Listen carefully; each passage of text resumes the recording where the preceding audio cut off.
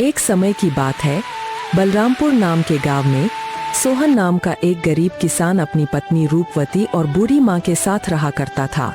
सोहन की एक छोटी सी बेटी थी जिसका नाम मुन्नी था।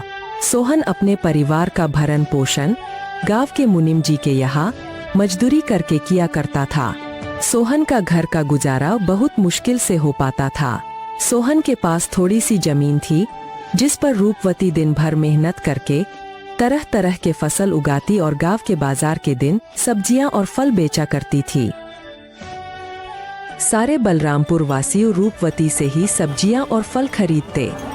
सब्जी ले लो, फल और सब्जी ले लो, ताज़ा ताज़ा सब्जी ले लो, फल और सब्जी ले लो, हरी भरी फल और सब्जियां ले लो, हरी भरी सब्जियां 20 रुपए किलो, सिर्फ 20 रुपए किलो, फल और सब्जियां ले लो। अरे रूपवती कैसी हो? घर में सब ठीक तो है ना? और मुन्नी कैसी है? मदन काका, मैं ठीक हूँ और घर में भी सब ठीक ही हैं और मुन्नी भी बिल्कुल ठीक है। काका और बताओ आज बाजार कैसे आना हुआ और काकी कहाँ है? क्या बताऊं रूपवती, तुम्हारी काकी किसी काम से दूसरे गांव गई है। इस कारण रसोइये का सारा काम मुझे ही करना पड़ रहा है, तो सोचा क्यों ना आज बाजार से सारा सामान लेते चलूं।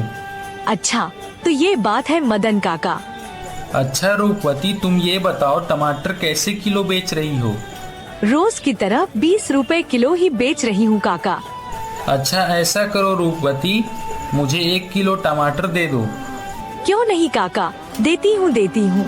इतना कहकर रूपवती मदन काका को 1 किलो टमाटर दे देती है और बदले में मदन काका से पैसे ले लेती है।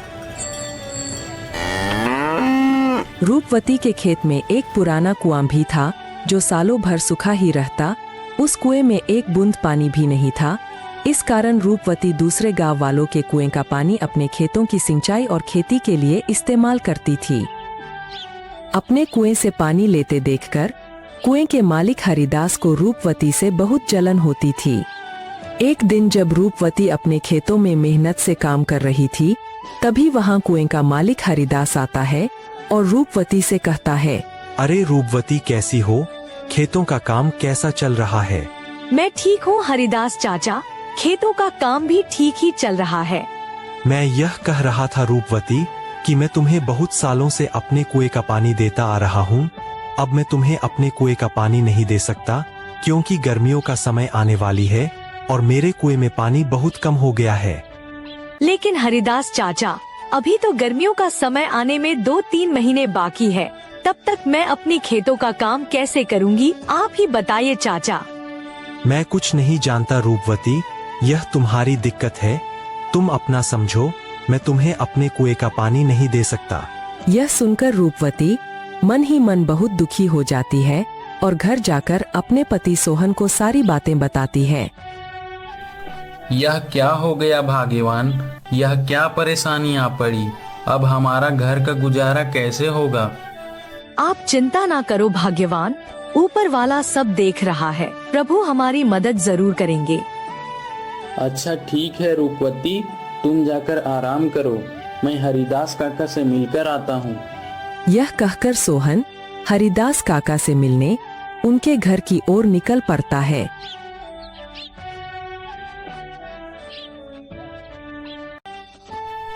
हरिदास काका, अरे ओ हरिदास काका, घर में हो कि नहीं? अरे कौन है भाई? रुको आता हूँ। अरे सोहन तुम हो? मेरे घर कैसे आना हुआ? हरिदास काका, मुझे रूपवती ने बताया कि आपने हमें कुएं का पानी देने से मना कर दिया। हाँ सोहन, यह बात सच है कि मैंने रूपवती को अपने कुएं का पानी लेने के लिए मना कर दिया। ऐसा क्या हो गया हरिदास काका? देखो सोहन, मैं तुम्हें कई सालों से अपने कुएं का पानी देता आ रहा हूँ और इस बार गर्मियों का समय आने वाली है, इस कारण मेरे कुएं का पानी बिल्कुल सूख कर कम हो गया है। अगर मैं तुम्हें अपने कुएं का पानी देता हूँ तो मुझे गर्मियों में बहुत परेशानी होगी। लेकिन हरिदास काका, अभी तो गर्मियाँ आने में 2-3 महीने का समय है, तब तक मेरे खेतों का क्या होगा? मैं कुछ नहीं जानता सोहन, मैंने रूपवती को भी कहा था कि यह तुम्हारी समस्या है, मैं तुम लोगों को अपने कुएं का पानी नहीं दे सकता। सोहन हरिदास काका को कुएं का पानी देने के लिए मनाने का बहुत कोशिश करता है, लेकिन हरिदास नहीं मानता है। फिर सोहन दुखी होकर थक हार के अपने घर की ओर निकल पड़ता है।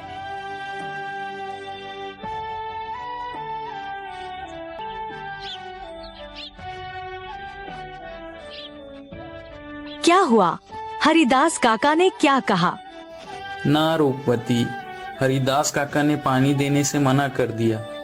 कह रहे थे अगर मैं तुम्हें पानी देता हूँ तो मुझे गर्मियों में बहुत परेशानी होगी।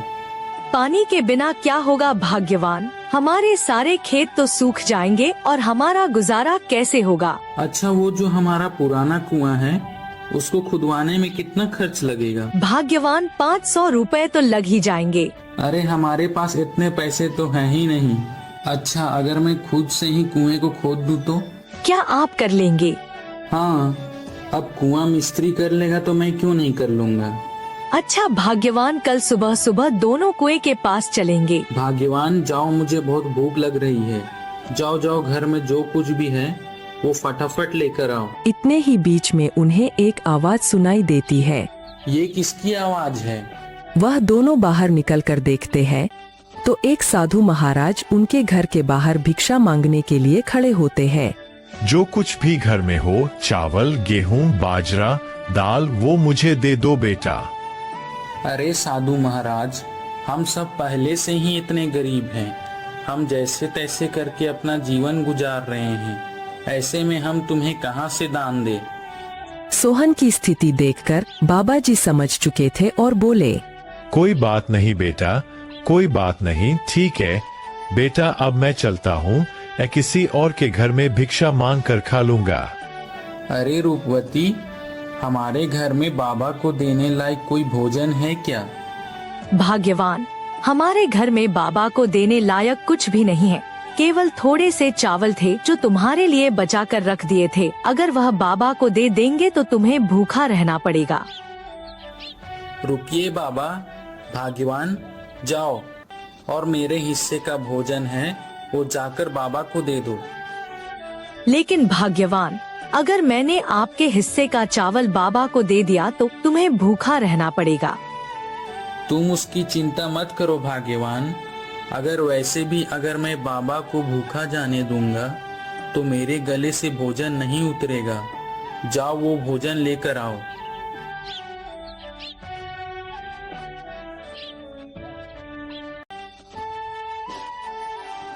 सोहन की पत्नी सोहन के अनुसार सोहन के हिस्से का भोजन बाबा को दे देती है। धन्यवाद बेटा, धन्यवाद। भले ही तेरे अभी बुरे दिन चल रहे हैं, मगर ऊपर वाला सब देख रहा है। वह एक दिन तेरी अवश्य सुनेगा।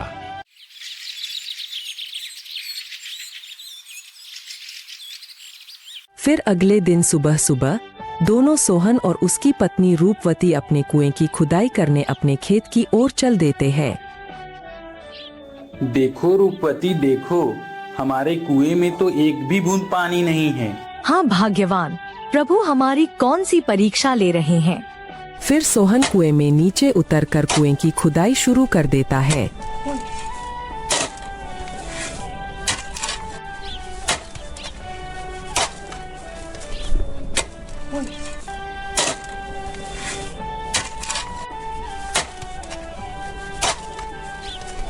थोड़े समय बाद अचानक से कुएं की एक पत्थर के अंदर से पानी निकलने लगता है। अरे यह पानी कहाँ से आ रहा है? मुझे तो अपनी आंखों पर विश्वास ही नहीं होता। मुझे तो लगता है कि यह सब मेरे अच्छे कर्मों का फल है जो मुझे मिला। भाग्यवान सही कह रही थी और बाबा जी भी सही कह रहे थे कि तुम्हारे कर्मों का फल तुम्हें अवश्य मिलेगा। ऊपर वाले ने मेरी सुन ली। अब मैं इस पानी से मैं अपने खेत की सिंचाई अच्छी तरह से कर सकूंगा। सोहन बहुत खुश हो जाता है और ऊपर जाकर रूपवती से कहता है, भाग्यवान, प्रभु ने हमारी सुन ली। नीचे पत्थर से पानी निकल रहा है। क्या आप सच कह रहे हो भाग्यवान? प्रभु ने हमारी सुन ली। अब हमें खेती करने में कोई